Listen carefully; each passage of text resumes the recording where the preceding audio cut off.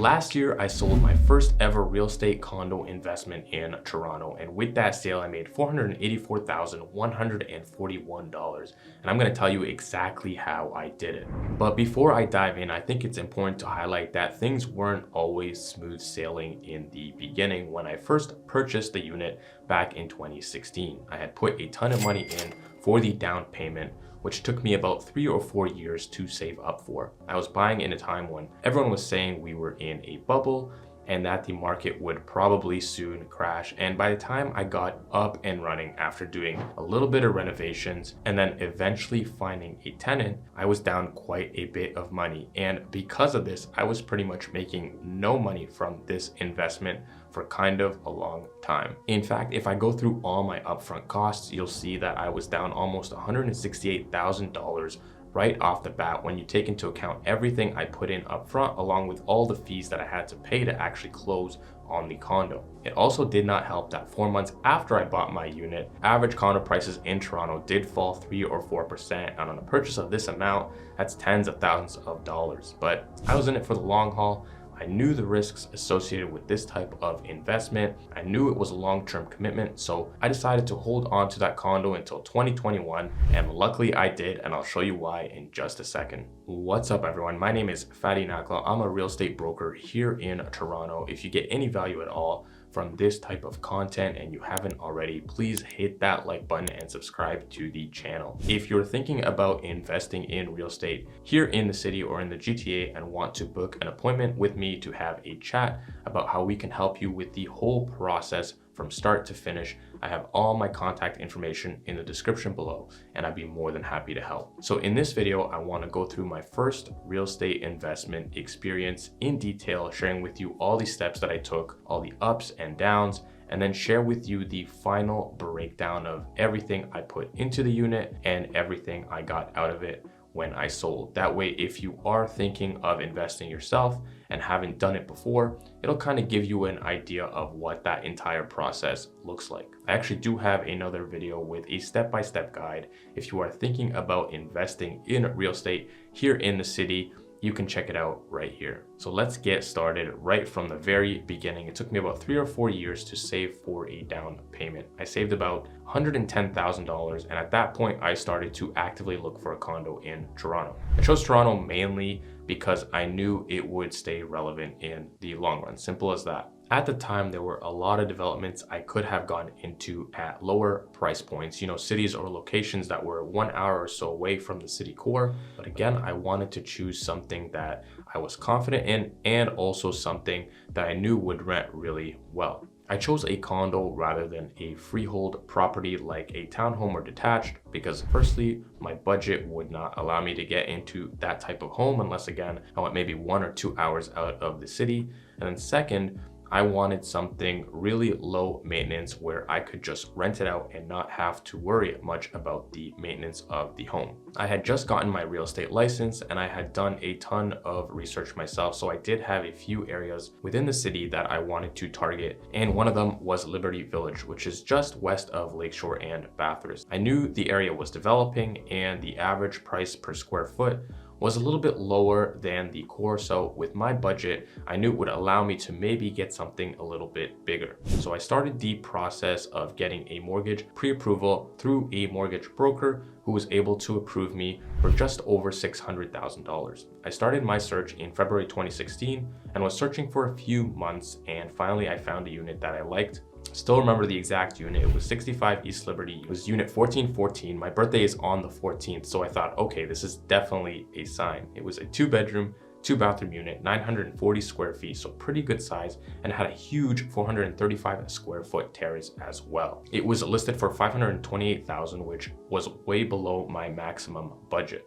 So the first day it was listed, I went to see the unit, loved it, made an offer on it that night for just under asking at $525,000. They ended up receiving a second offer that night as well. For those of you not familiar with the real estate offer process, at the time, if there were multiple offers, the only detail the listing agent was obligated to share was the number of offers, meaning the price difference between two offers could be $50 or it could be $100,000.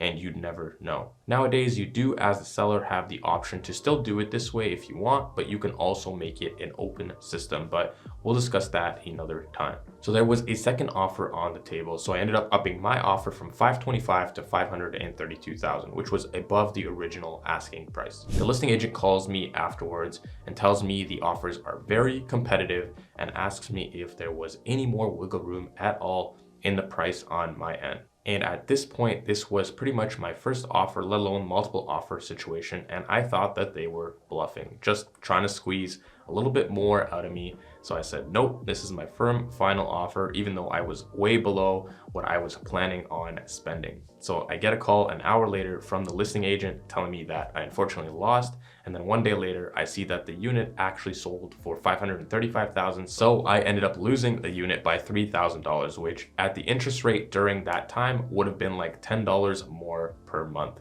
It was extremely discouraging. I had been looking for about 2 months at that point. And again, I was new to all of it. It was the first condo I really liked. And I remember thinking there was no way I'm gonna find anything else even remotely as good. Fast forward 1 month later, another unit is listed in Liberty Village in that same complex. It had 2 bedrooms plus a den, 2 bathrooms, and it was just under 1,100 square feet and came with 2 parking spots. This unit was listed for $610,000. The unit did have a tenant, so it was not advertised well at all. These are the actual pictures from the listing. It was only 3 pictures of the unit itself. They were tiny and blurry, and then the rest was the amenities and the building exterior. I mean, I get it was 2016, but this was really bad even for that time. The listing agent was the uncle of the seller, which they are obligated to disclose, so it didn't look like they put much effort into marketing the property. So I felt like I had an advantage here because many people won't even waste their time with a unit like this. So I go to see the unit that evening. The agent messaged me to tell me the lights were not working. So I'm walking through the unit with my cell phone flashlight to look around. When I think back, I probably should have just waited until the next morning to see the unit in the light, but I was anxious and didn't want to miss out on another sale. The unit was huge. The den was pretty much the same size as the second bedroom and was enclosed with a door. So I thought the unit had real potential. So that evening, I made an offer for full asking price $610,000. But then again, I get a call that there's a second offer on the table. At this point, I was pretty much at the edge of my budget when I factored in closing costs, so I could not increase much more. So I had no choice but to go to the bank of mom and dad and ask if I could borrow a little bit of money if needed, and they agreed. So I end up offering $620,000 and it does get accepted. It was a firm offer, no conditions, which again, in hindsight, probably wasn't the best decision considering none of the electrical work. So I bought the unit beginning of March 2016 and it closed April 1st. And this is what the numbers look like in terms of my closing. My down payment was 20%, so $124,000. The mortgage was the remaining 80%, so $496,000. And I had secured a rate of 2.49 fixed for 5 years, so my monthly mortgage payments were $1,954 per month. The land transfer tax was about $18,000, but since I was a first-time home buyer, I did take advantage of that tax incentive rebate and only paid about $11,000. The only other closing cost was my lawyer fees, which was about $2,000. You'll usually get a few visits before closing if you include that clause in your offer. So I remember going back the next day in the morning and the unit was even better than I thought. It had panoramic Lake Ontario views that I didn't even really see that first night. So I was pretty happy with the sale. Okay, so now let's get right into breaking down the numbers year by year. Year number 1, I'd actually first heard about short-term rentals and Airbnb, so I did give that a shot. I had the unit fully renovated and fully furnished. That cost me about $30,000 and took me about a month and a half. And this is what the unit looked like after the renovations.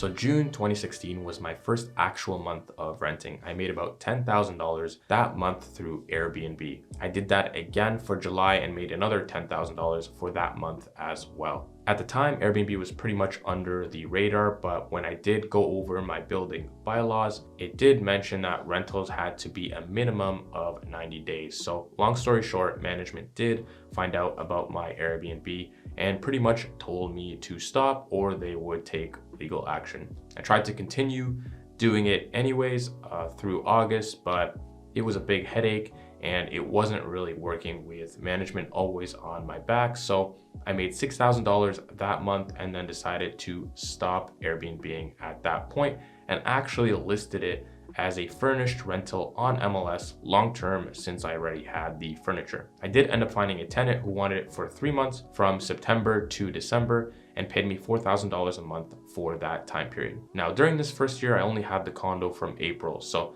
I only had it for 9 months of 2016. My mortgage payments were $1,954 monthly, so that's $17,586 for year number 1. I was also paying the monthly maintenance fee, which was $564 per month. So again, for that period was $5,076, and the property tax for 2016, which was $2,592. So when you put all those numbers together for that first year, I ended up being down $17,254. After my first year, I relisted the unit for rent, furnished again on MLS, and found another tenant to move in February 1st, 2017, who agreed to pay $4,200 per month. This tenant originally signed for 6 months, but actually ended up staying with me for just about the next 4 years until I sold the condo. So years 2 to 5, the income coming in through rent was pretty steady, and this is what my cash flow looked like for the next 4 years. So years 2 and 3 were very similar. I was making $4,200 per month from rent. In terms of my expenses, I was paying $564 for the maintenance fee and $1,954 per month for my mortgage payments. Then I was also paying the annual property tax, which was $3,457 per year. So overall, I had a positive cash flow about $1,400 per month for those 2 years, which is about $33,000 total. And then in 2019, my 4th year holding the condo, the maintenance fee did go up a little bit from $564 to $651 per month. So the numbers were slightly different. I was still getting $4,200 per month for rent, so my cash flow did go down a little bit to about $1,300 per month. Then that 5th year, 2020, that's when COVID started, and March 2020 is when the entire city kind of shut down. My tenant was from out of province and they were running a business here in Toronto. So when all the COVID stuff started and life was kind of just put on hold, including their business, they decided they would go back home and no longer needed the rental. So they left June of 2020 and I did not find another tenant for the remainder of the year. So for that year, overall, I made $4,200 per month for just 6 months, which is about $25,000. But then I paid $23,000 in mortgage payments, about $8,000 in maintenance fees, and $3,457 for the annual property tax. So for that year, I was down $9,517. Around this time is when I coincidentally had just gotten married as well, and we had purchased a pre-construction detached home back a few years prior, which was set to close sometime in 2021. Honestly, without this investment, I probably would not have been able to close on this home. So I decided now may be a good time to try and sell the condo. So I first sold all my furniture that had been in the unit for the past 5 years. I sold most of it for about $6,000. I then looked at the average prices for Liberty Village over that span between 2016 and now, and condos had gone up on average about 55%. So I listed my unit for sale June 2020 for $960,000. Again, because of COVID, the downtown Toronto market was not doing that well. So my unit did sit stale for about 5 to 6 months. I did reduce the price a few times during that period, but sales activity all across the board was just really low at that time. So I took down the listing for the rest of that year. Things started picking up a little bit in 2021. In February of that year, I was getting ready to relist the unit when an agent who had already seen the unit back in 2020 called me and asked if it was still available. And we ended up making an off-market deal for $959,000. So when all is said and done, as promised, here is the summary of my entire transaction. So I bought the unit in 2016 for $620,000, sold it in 2021 for $959,000, which gives me a profit of $339,000. During that time, through the mortgage payments, I also built up about $60,000 in equity. In terms of rent that I collected, my first year I made $30,000 through short-term rental, and then the remaining 4 years when I had that long-term tenant, I collected total $172,000 in rent. Now for my expenses during this 5-year span, right off the bat, I spent $30,000 to renovate and furnish the unit. I spent about $35,000 on the maintenance fees. My mortgage payments total came out to about $115,000. My annual property taxes were about $16,000.